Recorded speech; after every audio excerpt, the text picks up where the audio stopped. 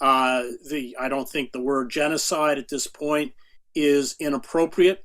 Cutting off food, water, medicine, fuel. Hospitals now are on the cusp of, some have already shut down. I mean, this is just absolutely appalling. And of course, what's even more appalling is the complicity of the international community, or let's call certainly Washington and Europe. Washington, as the Biden administration has vetoed, as you know, the calls for ceasefire, even a pause to get supplies in. It's really absolutely stunning. And I think it's clear that either all or part of the Gaza Strip will be bombed into rubble. The northern area, the area where 1.1 million Palestinians have had to evacuate, is being smashed, pounded day in and day out. I was in Sarajevo during the war.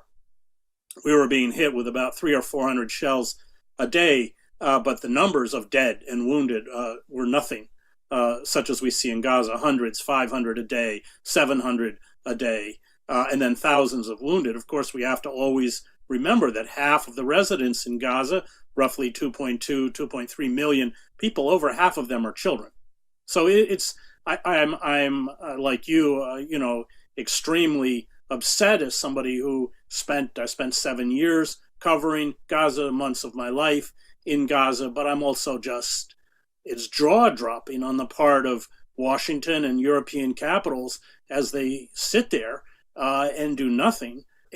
7 years in and out of Gaza, it became apparent to all of us who were reporting that you can't. I mean, these people have been locked inside this concentration camp, let's call it for what it is, for 22 years. Many of those fighters who burst through those barriers had never been outside of Gaza their entire life. And you can't, and this was a theme that we kept reporting, although we were ignored, you can't brutalize these people week in and week out, month in and month out, year in and year out, and not expect a response. I'm not defending it, but we have to understand it. And to understand is not to condone. It was completely predictable. And you have to look at the media coverage in the United States. But the 90 plus, 95% plus of the coverage is essentially Israeli propaganda. And the two parties, by the ruling class within the two parties, is essentially completely backing up the Israelis. In fact, doing their dirty work to prevent a ceasefire. Well, that's the thing I find the most staggering, that the Biden administration, which has the capacity to pressure Israel because we're a huge arms supporter, $3 billion a year in arms, and of course now more arms because the stocks of the Israelis are being depleted. It has the power to stop it, and it won't. Where is it going to go? I think that there are reports that Israel will flood the tunnels rather than trying to fight within them. But that, of course, would kill all the hostages. But I wouldn't exclude it as an Israeli policy. They have sacrificed throughout their history hostage takers in the past have been slaughtered along with the hostages. There are some reports that out of the kibbutzim, this may have been what happened, that they in fact were not killed by Hamas, but the Israeli IDF went in there and obliterated these houses where Israelis were being held hostage. I don't know. I'm not on the ground. I'm not reporting it.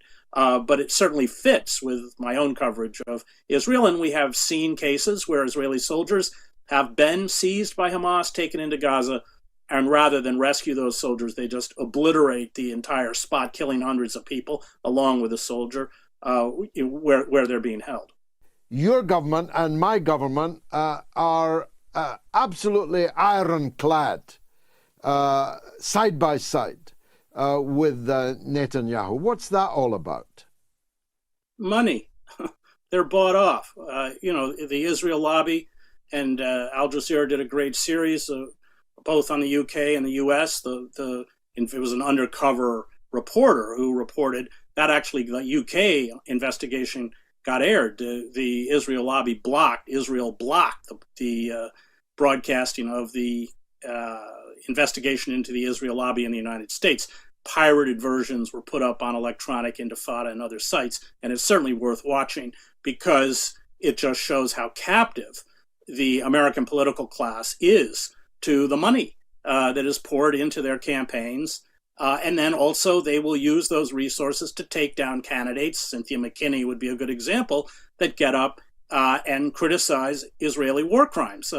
Rashida Tlaib, who is of Palestinian descent, has been a target of the Israel lobby every time she runs. And we're talking about millions and millions of dollars. So these governments are not responsive in any way to public opinion. They're not responsive to international law. They're not responsive to genocide. So the hypocrisy is rank. And the fundamental problem is the Palestinians don't have power.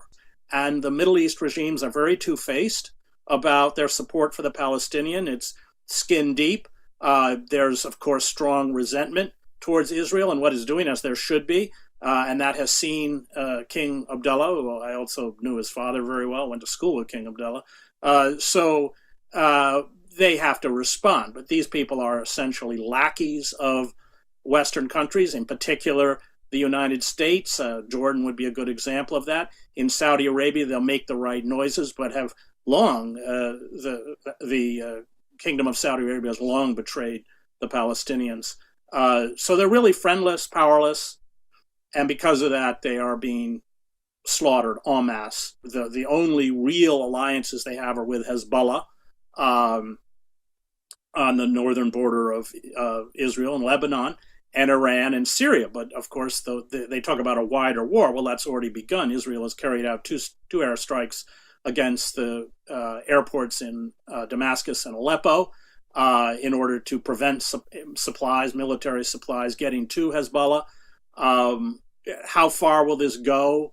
I don't know. I mean, once you open that Pandora's box of war, and I spent 20 years covering conflicts all over the globe, you don't control it. It controls you. So this could go horribly wrong in terms of a regional conflict. I think the U.S. wants a pause on the invasion because they want to get their air defense missile systems in place, fearing assaults.